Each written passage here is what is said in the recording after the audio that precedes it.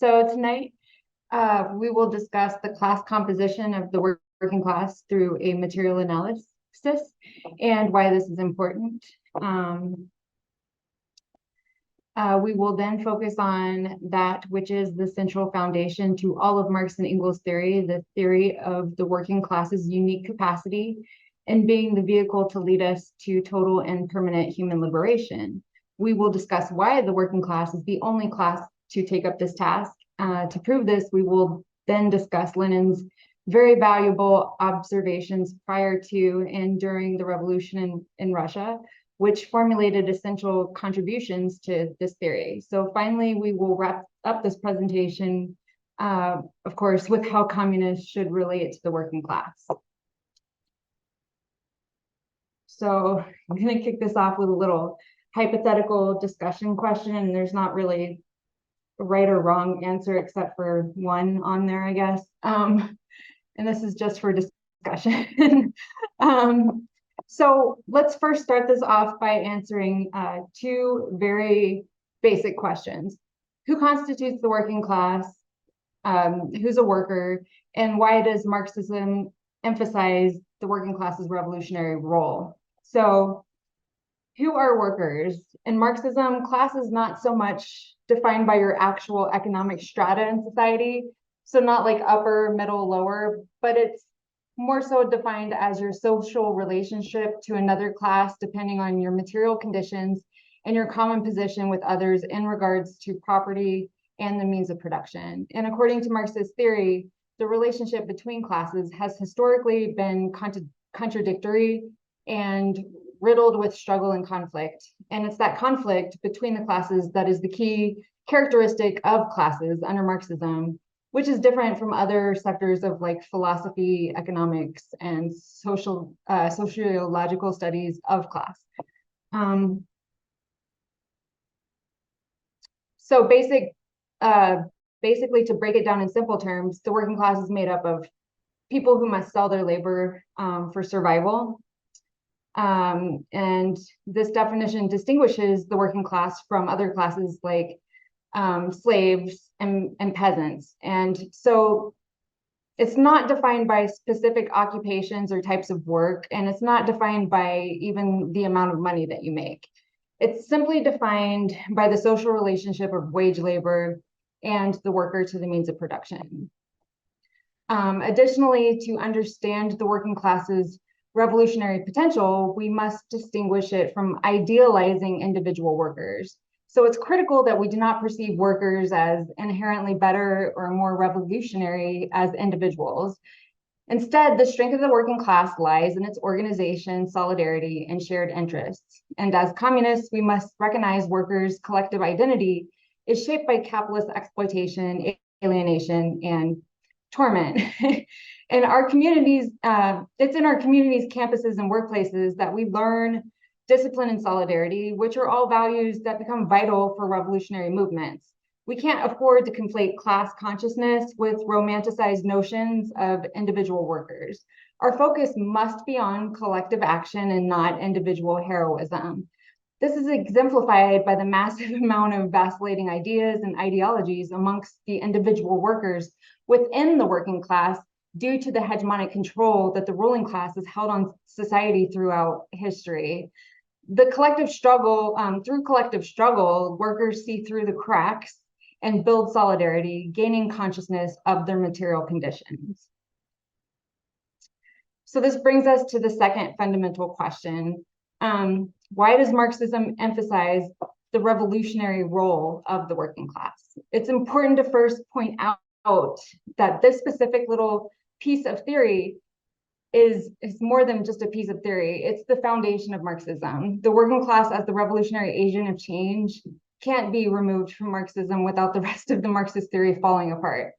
So the revolutionary role of the working class is not only central cornerstone to Marxism, but it's also still very much relevant today, especially today, whereas theorized, the international working class is the majority of the population. The myth that the working class is deteriorating or shrinking or that robots are replacing us is just that, it's a myth.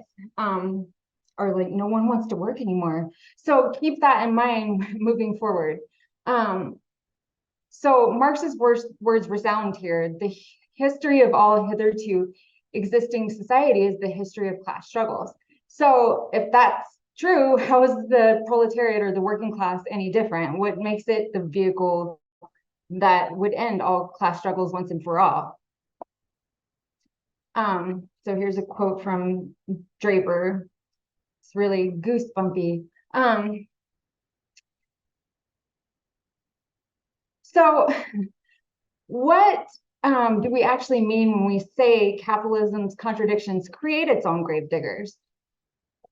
So when Marx and Engels proclaimed that the working class was genuinely the revolutionaries class, or the genuinely revolutionary class, they weren't making this assumption boldly or as just more rhetoric, but rather on capitalism's actual design. So they have their reasons, and let's take a close look at those. So first, the working class is composed of wage laborers who sell their labor power to capitalists, and they play a central role in the production process. The working class creates the value and wealth through their labor, so they're not merely a passive participant in the production. They are the force that propels the economy forward, and that gives the working class the potential to challenge capitalist control and demand changes. Secondly, the theory of historical materialism posits that every historical epoch has progressed through a society struggle over the means of production. In capitalism, which is dependent on the exploitation of the working class by the capitalist class, contains within itself the seeds of its own demise, or the gravediggers. So as class contradictions intensify, the working class becomes the revolutionary force that can bring about the transition to socialism. And this revolution can be that struggle that progresses us to total human liberation, the struggle that would end all struggles, because thirdly, the working class is fundamentally exploited under capitalism. Capitalists extract surplus value from the labor of workers, leading to economic inequality and class divisions. So it's that exploitation that creates a deep-seated conflict of interest between the working class and the capitalist class. So basically, the very design of capitalism itself pits the capitalist class and the working class against each other and makes the capitalist class like the final boss, and it makes the working class like the hero in an epic saga where the hero must defeat the boss or else all of humanity dies. And no other class is posited in a way that is diametrically opposed to the capitalist class. None. There's a constant antagonistic struggle between the two. And then fourth, collective power. So due to its numerical strength and concentration in cities, strategic industries, and other tactical areas, the working class possesses the collective power that can disrupt the functioning of the capitalist system. So strikes, protests, and organized actions by the working class have the potential to halt production, societal functions, and challenge capitalist control. So workers' councils and workplace committees and Soviets allow the working class to produce and rule society simultaneously. The working class is also international, and its struggle is not confined to national boundaries, making it a global class with the same fundamental goals.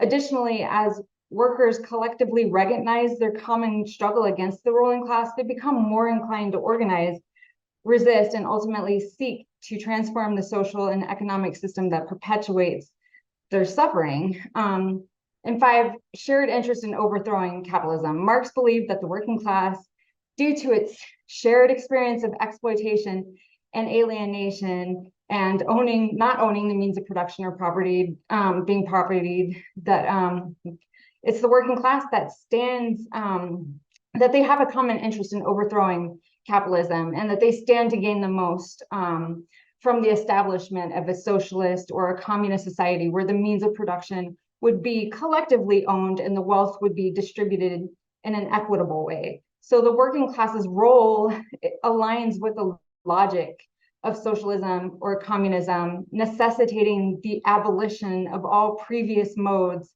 of appropriation. So the working class's struggle against capitalism would not only lead to its own liberation, but it would also set the stage for the broader project of the emancipation of all humanity.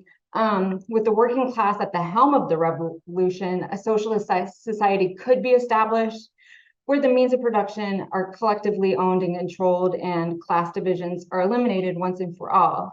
So in a nutshell, Marx saw the working class as a historically progressive force that due to its position within capitalism, it had the potential to overthrow the capitalist system and replace it with a more equitable and just society. And Marx's assertion that the working class was the only class capable of ending class struggle once and for all reflected his belief that the working class, through its collective action, had the ability to eliminate the root causes of class conflict inherent in capitalism.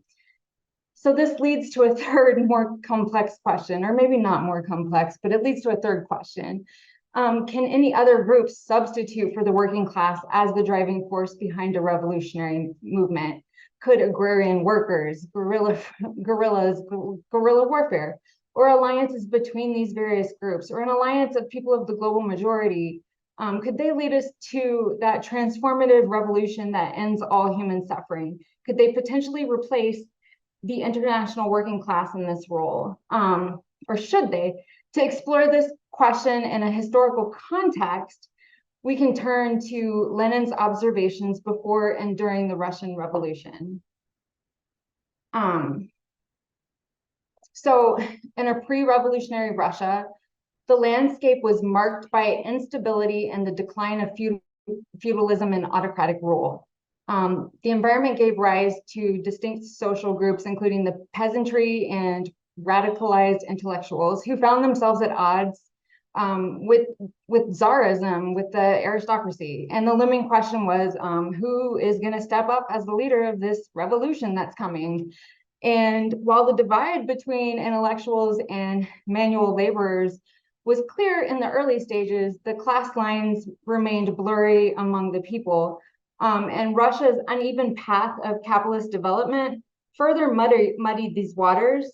And basically, the debate centered around whether Russia could bypass the capitalist stage to reach socialism. And Engels' theory that Russians' communal property in the villages could serve as a foundation for communism added more mud into that water. The debate about the leading class of the revolution centered on the recognition of village communism as an economic foundation, and that would potentially make the peasantry the driving force of that revolution. However, this would be a detour from historical materialism, and the evolving ideologies reflected the Russian proletariat's struggle for independence from other classes. So in steps Lenin, right?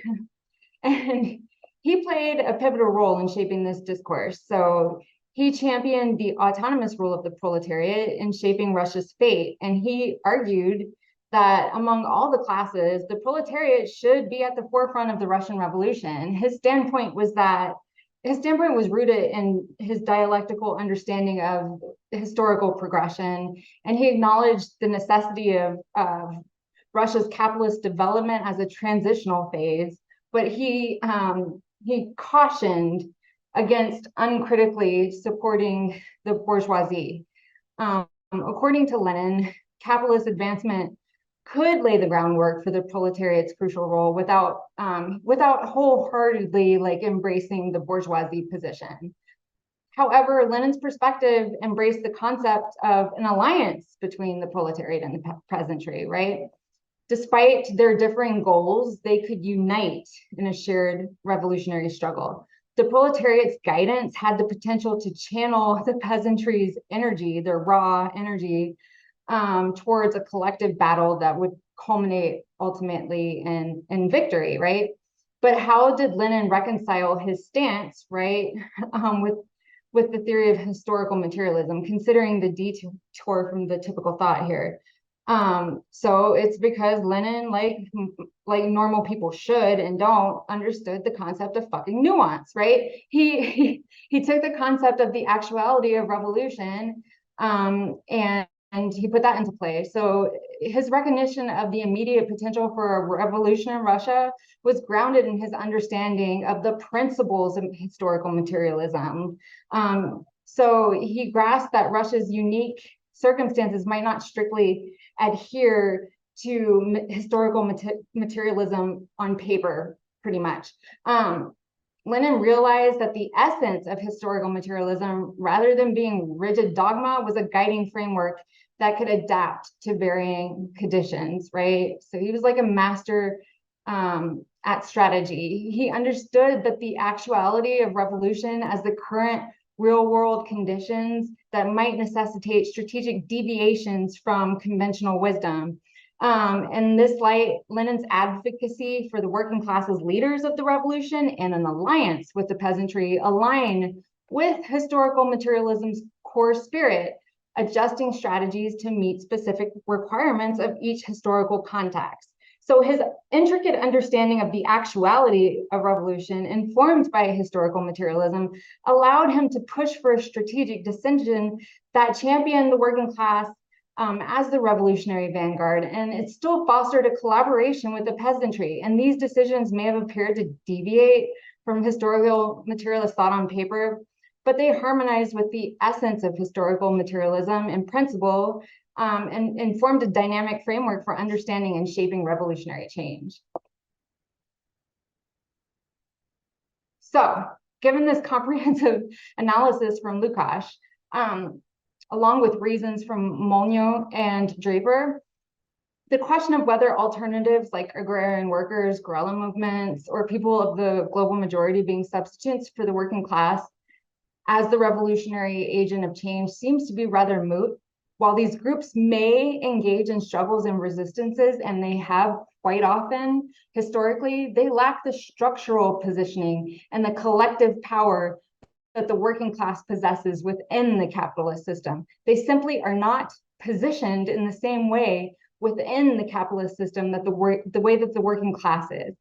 Agrarian workers and guerrilla fighters, while integral in their own right, often lack the reach and the influence necessary to challenge systemic foundations of capitalism on a broad scale.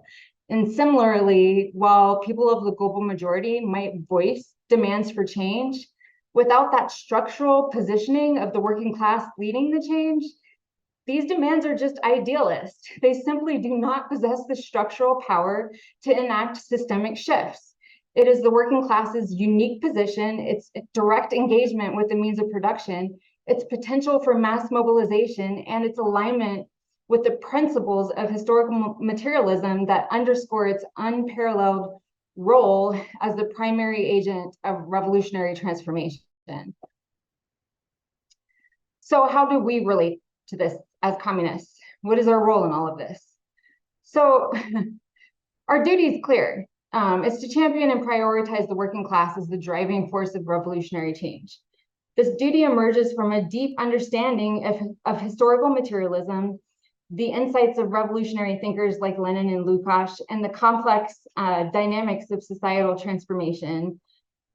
Our role involves empowering and organizing the working class to recognize its potential and collective strength. It means fostering class consciousness, unity, and solidarity among workers, transcending divisions and recognizing shared interests. We must provide education and awareness about the exploitative nature of capitalism, exposing the contradictions and inequities that perpetuate human suffering. So it's essential to recognize that the working class becomes a true class only when it's organized in opposition to the capitalist class. As a result, our foremost and unwavering goal should be the organization of the working class. Our aspirations are intrinsically aligned with the collective interests of the working class. So we stand firmly against opportunism, sectarianism, and revisionism, setting us apart from other ideological camps like Stalinists in the PSL and reformists and opportunists in the DSA. And the cornerstones of our approach are education, propaganda, agitation, and cadre development. And through education, we empower the working class with the knowledge of their historical struggles, the dynamics of capitalism, and the potential for a socialist future. Propaganda is our tool of information dissemination, which allows us to reach a broader audience, and planting the seeds and sowing those seeds of class consciousness and solidarity. And agitation stokes the flames and fuels the fires of discontent within the current system. And cadre development, of course, ensures a strong leadership capable of guiding the working class through complex challenges. Our commitment lies in increasing working class consciousness through active intervention, building strong cadres, and establishing workers' parties. Our ultimate goal is not only the overthrow of capitalist power, but also the establishment of a society where working class exercises its rule, leading to a society where everyone is free to just be and live freely. And that's what total human liberation is.